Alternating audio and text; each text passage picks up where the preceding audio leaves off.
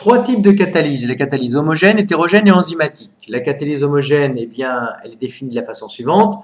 Le catalyseur et les réactifs forment un mélange homogène. Ils se trouvent sous la même forme physique, solide, liquide ou gazeuse.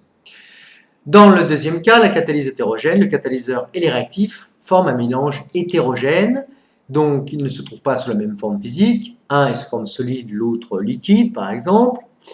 Prenons l'exemple du pot catalytique. Eh bien, donc ce pot est recouvert de métaux nobles, platine, palladium. Lorsque les gaz d'échappement passent à travers le pot, les métaux accélèrent l'oxydation du monoxyde de carbone CO, qui est dangereux, en CO2, qui est un peu moins dangereux, même si ces effets sont néfastes, notamment ils contribuent à l'effet de serre. Et qu'est-ce que font également ces métaux? Eh bien, ils permettent la réduction des oxydes d'azote en diazote et des hydrocarbures en CO2 et H2O.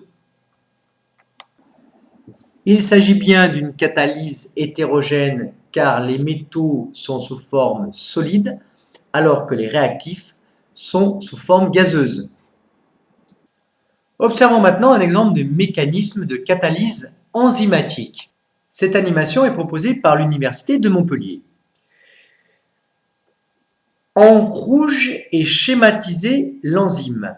Son site catalytique est matérialisé en jaune. Donc on l'incube en présence d'un excès de substrat. Ce substrat ici va se lier à l'enzyme